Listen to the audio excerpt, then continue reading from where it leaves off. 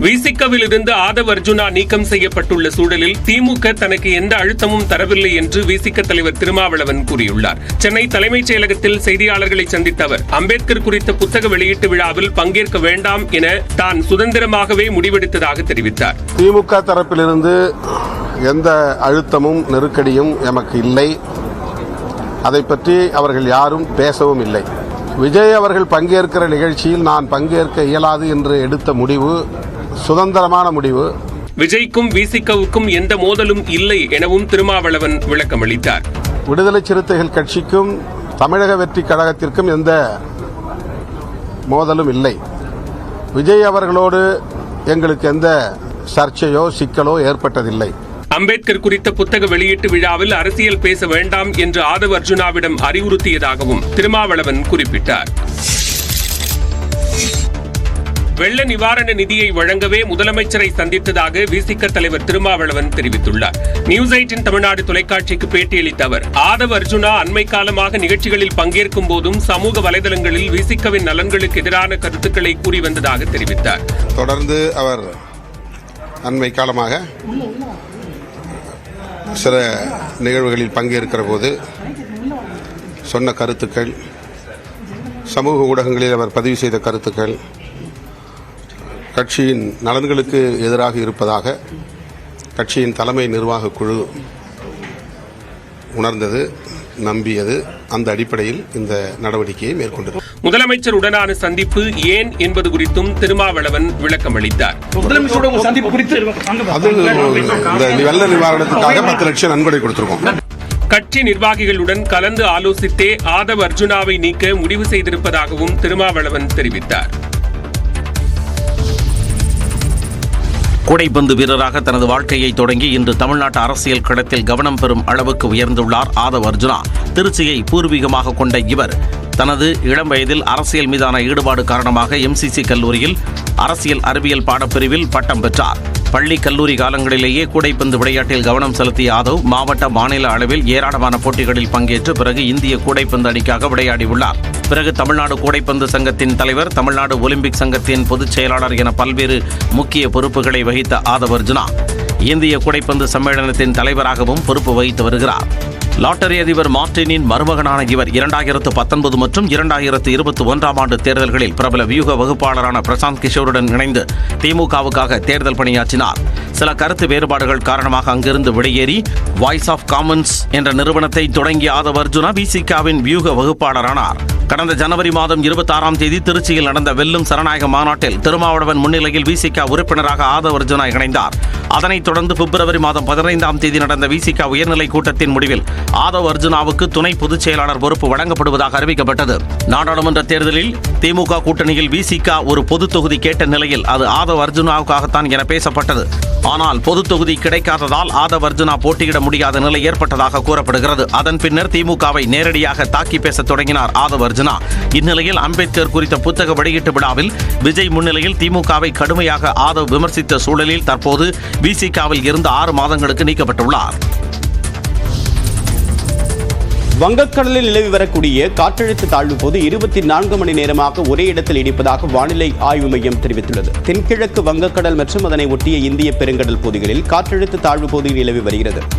இது 24 மணி நேரமாக அதே பகுதியில் நிலவி வருவதாக வானிலை ஆய்வு மையம் தெரிவித்துள்ளது. இந்நிலையில் அது மேற்கு வடமேற்கு திசையில் நகர்ந்து சற்று வலுவடையக்கூடும் என்று வானிலை ஆய்வு மையம் கணித்துள்ளது. மேலும் மேற்கு வடமேற்கு திசையில் நாளை தென்மேற்கு வங்கக்கடல் பகுதிகளில் இலங்கை தமிழ்நாடு கடலோரத்தை நெருங்கும் என்றும் கூறப்பட்டுள்ளது. இந்த காற்றழுத்த தாழ்வு பகுதி புயலாக மாறுவதற்கு வாய்ப்பு குறைவு என்று தனியார் வானிலை ஆய்வாளர்கள் கூறியிருப்பதும் குறிப்பிடத்தக்கது. தென்கிழக்கு வங்கக்கடலில் உருவான காற்றழுத்த தாழ்வு பகுதி காரணமாக இன்று நாகை, திருவாரூர், தஞ்சாவூர், மயிலாடுதுறை, கடலூர் மாவட்டங்களில் கனமழைக்கு வாய்ப்புள்ளதாக சென்னை வானிலை ஆய்வு மையம் தெரிவித்துள்ளது. நாளை நாகை, திருவாரூர், தஞ்சை, மயிலாடுதுறை, கடலூர் மாவட்டங்களில் ஓரிரு இடங்களிலும் காரைக்கால் பகுதிகளிலும் கனமழை பெய்ய வாய்ப்புள்ளது. இதேபோல புதுக்கோட்டை, திருச்சிராப்பள்ளி, பெரம்பலூர், அரியலூர், கள்ளக்குறிச்சி, விழுப்புரம் மாவட்டங்களிலும் செங்கல்பட்டு, காஞ்சிபுரம், சென்னை, திருவள்ளூர் மாவட்டங்களிலும் புதுவையிலும் கனமழை பெய்யக்கூடும் என கணிக்கப்பட்டுள்ளது. நாளை மறுநாள் திருச்சி, பெரம்பலூர் மற்றும் கரூர் மாவட்டங்களில் மிக கனமழைக்கு வாய்ப்புள்ளதாக ஆரஞ்சு எச்சரிக்கை விடுக்கப்பட்டுள்ளது.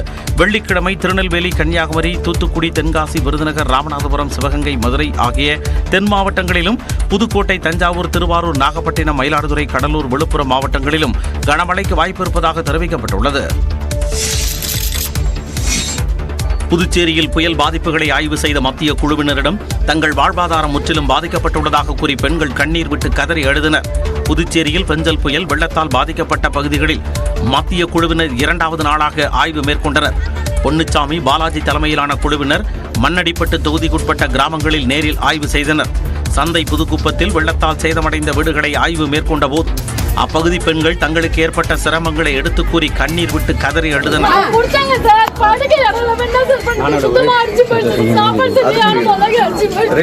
தொடர்ந்து தொகுதியின் சட்டமன்ற உறுப்பினரும் அமைச்சருமான நமச்சிவாயம் பாதிப்புகளை மத்திய குழுவிடம் நேரடியாக விளக்கினார். அதன்பின் சுத்திக்கேணி, லிங்காரெட்டிப்பாளையம் உள்ளிட்ட பகுதிகளில் ஆய்வு செய்த மத்திய குழுவிடம் மழையால் சேதமான பயிர்களை காண்பித்து பாதிப்புகளை மக்கள் விளக்கினர்.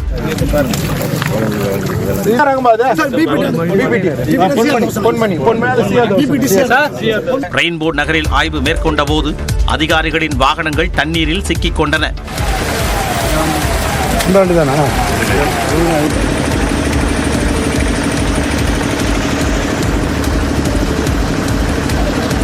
இதனிடையே மத்திய இணை செயலாளர் ராஜேஷ் குப்தா தலைமையிலான மற்றொரு குழுவினர் காலாப்பட்டு, பிள்ளைச்சாவடி ஆகிய மீனவ கிராமங்களை ஆய்வு செய்தனர். இதனைத் தொடர்ந்து மத்திய குழுவினர் புதுச்சேரியில் இருந்து புறப்பட்டனர்.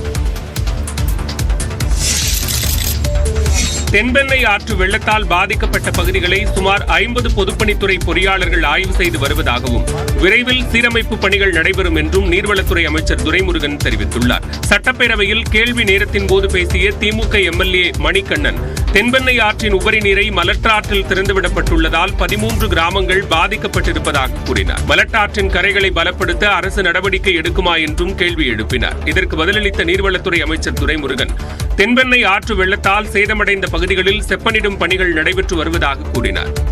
கிட்டத்தட்ட 40-50 இன்ஜினியர்கள் எல்லா இடங்களையும் சுற்றி கொண்டிருக்கிறார்கள். மாண்பு உறுப்பினருடைய சொன்ன அந்த கோரிக்கையும் அது தேவை உடனடியாக செய்ய வேண்டியதென்றால் அந்த திட்டத்தையும் அதை அரசாங்கம் கவனிக்கும். இதேபோன்று அரக்கோணம் ஏரியில் ஏற்பட்ட ஷட்டர் பழுதுகளை போர்க்கால அடிப்படையில் சீரமைக்க வேண்டும் என்று அதிமுக எம்எல்ஏ ரவி கோரிக்கை வைத்தார். அதற்கு மின்னல் வேகத்தில் சீரமைத்து தரப்படும் என்று அமைச்சர் துரைமுருகன் பதிலளித்தார். போர்க்கால நடவடிக்கைகள் மின்னல் வேக நடவடிக்கை எடுக்கப்படும். பெஞ்சல் புயலால் பாதிக்கப்பட்ட தடுப்பணைகள், நீர்த்தேக்கங்களை உடனடியாக சீரமைக்க முதலமைச்சர் மு.க. ஸ்டாலின் உத்தரவிட்டிருப்பதாகவும் அவர் விளக்கமளித்தார். தாமிரபரணி நதியில் கழிவுநீர் கலப்பதை மாசு கட்டுப்பாட்டு வாரியம் கவனமாக கையாளவில்லை என்று உயர்நீதிமன்ற மதுரை கிளை கூறியுள்ளது. தாமிரபரணி ஆற்றில் கழிவுநீர் கலப்பதை மாசு கட்டுப்பாட்டு வாரியம் மிகவும் கவனமாக கையாளவில்லை என்று உயர்நீதிமன்ற மதுரை கிளை அதிருப்தி தெரிவித்துள்ளது. நெல்லை தாமிரபரணி ஆற்றில் கழிவுநீர் கலப்பதை தடுக்க உத்தரவிடக் கோரிய வழக்கு நீதிபதிகள் ஜி.ஆர். சுவாமிநாதன், புகழேந்தி ஆகியோர் முன்பு மீண்டும் விசாரணைக்கு வந்தது. அப்போது மனுதாரர் தரப்பில் தாமிரபரணி ஆற்றில் அகஸ்தியர் அருவி அருகே உள்ள வனப்பகுதி சொரிமுத்து ஐயனார் கோவில் அருகே கழிவுகள் கலப்பதாக தெரிவிக்கப்பட்டது. மேற்கு தொடர்ச்சி மலைப்பகுதியில் உற்பத்தியாகும் தாமிரபரணி ஆறு மலை அடிவாரத்தில் உள்ள அகஸ்தியர் அருவிலேயே மாசு அடைவதும் இது குடிநீருக்கு உகந்ததல்ல என சோதனை முடிவு அதிர்ச்சி அளிப்பதாக நீதிபதிகள் கூறினர். தாமிரபரணி ஆற்றில் மனித கழிவுகள் கலப்பது ஏன் என்று களக்காடு முண்டன்துறை புலிகள் காப்பகத்தின் இணை இயக்குநர் ஆய்வு செய்து அறிக்கை சமர்ப்பிக்க வேண்டும் என்று உத்தரவிட்டனர். தாமிரபரணி ஆற்றில் எங்கெங்கு கழிவுகள் கலக்கிறது, தடுப்பு நடவடிக்கைகள் குறித்து பதில் மனு தாக்கல் செய்ய உத்தரவிட்டு விசாரணையை ஒத்திவைத்தனர். திருக்கார்த்திகை தீப திருவிழாவை முன்னிட்டு திருவண்ணாமலை அண்ணாமலையார் கோவிலில் சிறப்பு அலங்காரத்தில் தோன்றிய 63 நாயன்மார்களை திரளான பக்தர்கள் சாமி தரிசனம் செய்தனர். திருக்கார்த்திகை தீப திருவிழாவின் 6வது நாளை முன்னிட்டு விநாயகர், சந்திரசேகரர் சுவாமிகளுக்கும் அப்பர், சுந்தரர், மாணிக்கவாசகர், திருஞான சம்பந்தர் உள்ளிட்ட 63 நாயன்மார்களுக்கு சிறப்பு அலங்காரம் மற்றும் பூஜைகள் நடைபெற்றன.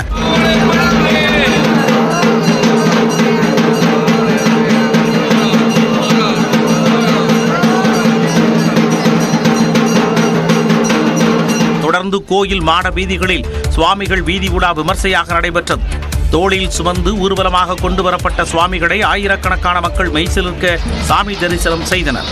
வரும் டிசம்பர் 13ஆம் தேதி காலை திருக்கோவில் கருவறையில் பரணி தீபமும் அதனைத் தொடர்ந்து அன்று மாலை 2668 அடி உயரம் கொண்ட மலையில் மகாதீபமும் ஏற்றப்பட உள்ளது. திருவண்ணாமலை அண்ணாமலையார் திருக்கோயில் தீபத் திருவிழாவையொட்டி சிறப்பு பேருந்துகள் இயக்கப்படுகின்றன. அதன்படி 12ஆம் தேதி முதல் 15ஆம் தேதி வரை 4 நாட்களுக்கு சென்னையிலிருந்து திருவண்ணாமலைக்கு மொத்தம் 1982 சிறப்பு பேருந்துகளும், பல்வேறு இடங்களில் இருந்து திருவண்ணாமலைக்கு மொத்தம் 8127 சிறப்பு பேருந்துகளும் இயக்கப்படுவதாக அரசு விரைவு போக்குவரத்து கழகம் அறிவித்துள்ளது. இதனிடையே தீபத் திருவிழாவையொட்டி வருகின்ற 12ஆம் தேதி முதல் 14ஆம் தேதி வரை திருவண்ணாமலை நகரம் மற்றும் சுற்றியுள்ள டாஸ்மாக் கடைகளுக்கு 3 நாட்களுக்கு விடுமுறை அறிவித்து ஆட்சியர் பாஸ்கர பாண்டியன் உத்தரவிட்டுள்ளார். இந்த நிலையில் செவ்வாய்க்கிழமை நடைபெறும் தேரோட்டத்திற்கு வடக்கு மண்டல ஐஜி அஸ்ராகார் தலைமையில் 6000 போலீசார் பாதுகாப்பு பணிகளில் ஈடுபட உள்ளனர். தீபமலை மீது ஏற முயற்சிக்க கூடாது என்றும் கற்பூரம் ஏற்ற முற்றிலும் தடை விதிக்கப்பட்டுள்ளதாகவும் போலீசார் அறிவித்துள்ளனர். திருவண்ணாமலையில் ஒரு 7 பேர் நிலச்சரிவில் இறந்திருக்காங்க சார். எப்போ திருவண்ணாமலையில் ஒரு 7 பேர் நிலச்சரிவில் இறந்திருக்காங்க சார். எப்போ திருவண்ணாமலையில் நிலச்சரிவில் சிக்கி 7 பேர் உயிரிழந்து ஒரு வாரமாகியுள்ள நிலையில் அது பற்றி செய்தியாளர்கள் மூலம் கேள்விப்பட்டு ரஜினிகாந்த் ஷாக்கான காட்சிதான் இது. கூலி திரைப்படத்தின் அடுத்த கட்ட படப்பிடிப்பு பணிகள் ராஜஸ்தான் மாநிலம் ஜெய்ப்பூரில் நடைபெறவுள்ள நிலையில் அதில் பங்கேற்பதற்காக நடிகர் ரஜினிகாந்த் ஜெய்ப்பூர் செல்வதற்காக இன்று காலை சென்னை விமான நிலையம் வந்தார். விமான நிலையம் வந்த ரஜினிகாந்துக்கு அவரது ரசிகர் விவேகானந்தரின் வாழ்க்கை வரலாற்று புத்தகத்தை வழங்கி முன்கூட்டியே பிறந்தநாள் வாழ்த்துக்களை தெரிவித்தார். அதன்பின் ரஜினிகாந்த் விமானம் மூலம் ஜெய்ப்பூருக்கு பயணம் மேற்கொண்டார். கிடாம்பாக்கம் பேருந்து நிலையத்தில் அரசு பேருந்துகளில் பயணிக்க வருவோரை திசை திருப்பும் வகையில் தனியார் நிறுவனம் செயல்படுவதாக கூறி அரசு விரைவு பேருந்து ஊழியர்கள் போராட்டத்தில் ஈடுபட்டனர். சென்னையை அடுத்த கிடாம்பாக்கம் பேருந்து நிலையத்தில் அரசு பேருந்துகள் நிற்கும் இடத்திற்கு வரும் வழியில் கதவு ஒன்று உள்ளது. அந்த கதவை பேருந்து நிலையத்தில் பராமரிப்பு பணியில் ஈடுபட்டு வரும் தனியார் நிறுவனத்தின் ஊழியர்கள் மூடி வைத்து விடுவதாக கூறப்படுகிறது. அரசு பேருந்து நிற்கும் இடத்திற்கு வரும் பயணிகள் கதவு மூடி உள்ளதால் அங்கிருந்து தனியார் பேருந்துகள் நிற்கும் இடத்திற்கு சென்று விடுவதாக அரசு பேருந்து ஓட்டுநர்கள் குற்றம் சாட்டியுள்ளனர். மேலும் அங்கு வரும் பயணிகள் பேட்டரி வாகனத்தில் தனியார் பேருந்துகள் நிற்கும் இடத்திற்கு அழைத்துச் செல்லப்படுவதால் அரசு பேருந்து பயணிகளின் எண்ணிக்கை குறைந்து விடுவதாகவும் குற்றம் சாட்டி பேருந்து நிலைய வளாகத்தில் அரசு பேருந்து ஓட்டுநர்கள் போராட்டத்தில் ஈடுபட்டனர்.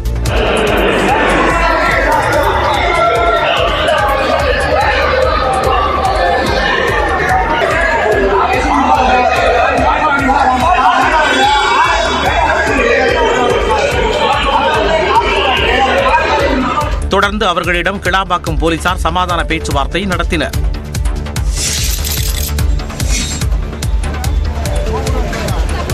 கோவில்பட்டி நகரையே திரும்பி பார்க்க வைத்துள்ளது தாய்மாமன்களின் இந்த மஞ்சள் நீராட்டு விழா சீர்வரிசை. தூத்துக்குடி மாவட்டம் கோவில்பட்டியைச் சேர்ந்த சோமசுந்தரவேல் மற்றும் மணிமாலா தம்பதியின் மகளுக்கு மஞ்சள் நீராட்டு விழா நடைபெற்றது.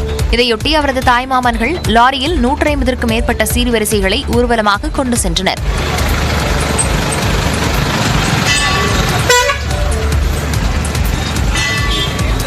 ₹100 நோட்டுகளில் மாலை கட்டப்பட்ட நிலையில் பூ பெய்திய பெண்ணை தாய்மாமன்கள் பல்லக்கில் தூக்கிச் சென்றனர்.